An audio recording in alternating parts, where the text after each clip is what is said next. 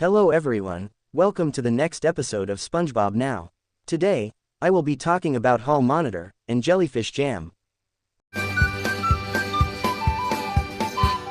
First, I'm going to talk about Hall Monitor. Enjoy! At Mrs. Puff's boating school, it is time to select the Hall Monitor for the day. Mrs. Puff notices that SpongeBob is the only one who has yet to serve as Hall Monitor. SpongeBob then approaches Mrs. Puff, and after desperately attempting to find another candidate, she is forced to give the Hall Monitor duties to SpongeBob. After being elected as boating school Hall Monitor, SpongeBob gives an extremely long speech, which ends up lasting the entire school day, and thus his whole tenure as Hall Monitor, which puts Mrs. Puff and all of his schoolmates to sleep. Out of sympathy, Mrs. Puff allows SpongeBob to at least wear his uniform until the next day, though privately apprehensive of her decision.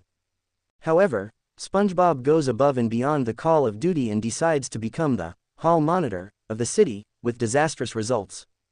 His activities include an atrociously vain attempt to direct traffic, resulting in a massive crash pile-up, and scaring a couple out of their house in the guise of the open-window maniac, with the intention of showing them the dangers of leaving a house window open. Later, SpongeBob comes across Patrick eating a strawberry ice cream cone and labels him a criminal after Patrick drops the ice cream on the ground. Then, a newspaper boy comes up to SpongeBob and Patrick, and gives them a newspaper with the headline, "Maniac Strikes Bikini Bottom."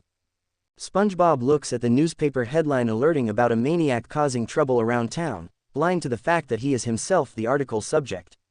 SpongeBob suggests they stop this maniac, which gives a saddened Patrick the chance to, in his words, be good, by becoming SpongeBob's deputy. They end up getting ice cream twice as part of Patrick's ex-criminal advice and then decide to split up to find the maniac, communicating using walkie-talkies. Seconds after SpongeBob runs off, two police officers pull up next to Patrick. They ask him if he has seen the maniac, showing him a wanted poster with a picture of SpongeBob, which he at first mistakes for an imagined, separate maniac, and screams with terror at the mere sight of the poster. The cops patiently assure him that it's just a drawing and not the real thing and instruct him to tell them if he has seen the person when they show the picture. Patrick agrees to cooperate, but he keeps screaming whenever the police show him the sketch. Eventually, the cops decide to have a little fun and repeatedly show and hide the picture as Patrick screams every single time. The officers then drive off, suggesting to Patrick that he stays indoors and take the ice cream cone off his head. Soon, night suddenly falls, and Patrick becomes scared. He calls SpongeBob and asks him to return to home.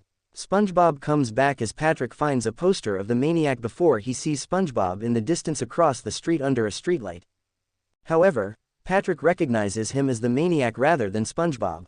He alerts SpongeBob through his walkie-talkie, and SpongeBob attempts to escape the maniac. Everywhere he goes, Patrick tells him the maniac is there, causing SpongeBob to hide in a mailbox for safety. Upon being told that the maniac is also in there, he bursts his arms and legs out of the mailbox, sprinting around the city in a blind panic. In his terrified state, he topples several buildings and crashes through a fence covered in the wanted posters. After seeing a poster from the fence, he finally realizes that he is the maniac who has been reported in the newspaper and is being pursued by law enforcement, causing Patrick to scream and run away off-screen. The police arrive to arrest SpongeBob, but Mrs. Puff appears and berates him for causing the destruction of Bikini Bottom. She then explains and confesses the situation to the police, letting out that he is her responsibility. The police interpret this as taking responsibility for the crimes, and she is arrested instead.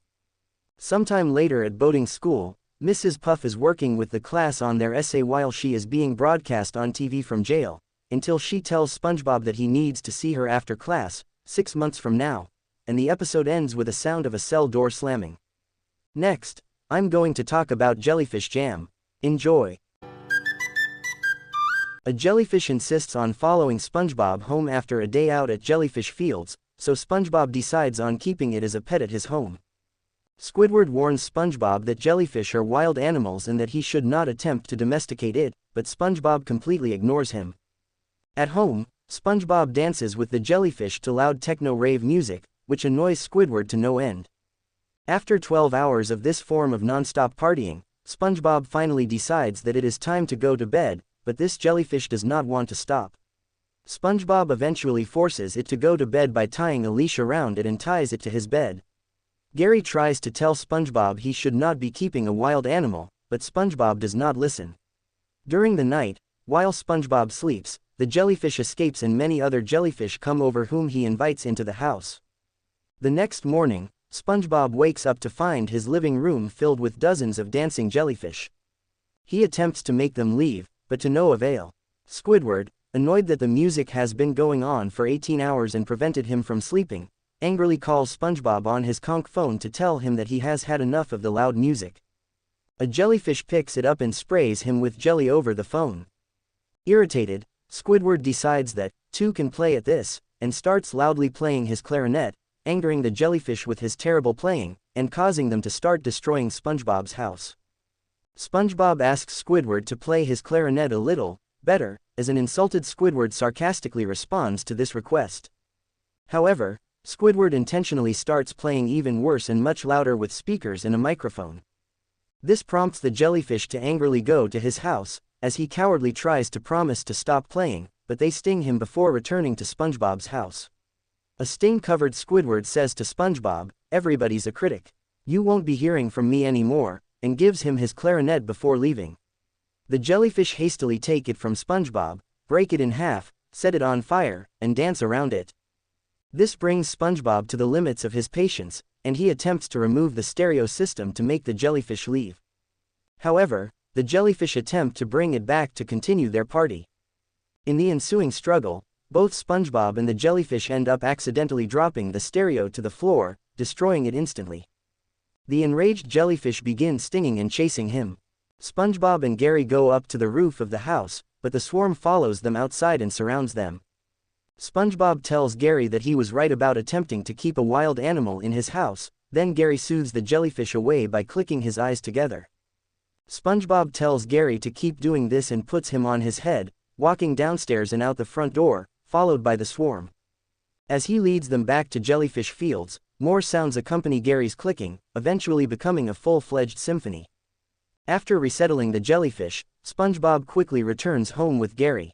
In the last scene, SpongeBob shakes hands with Gary's eyeball as the French narrator declares, "Today, SpongeBob has learned one of the sea's harshest lessons: wild animals can throw very wild parties."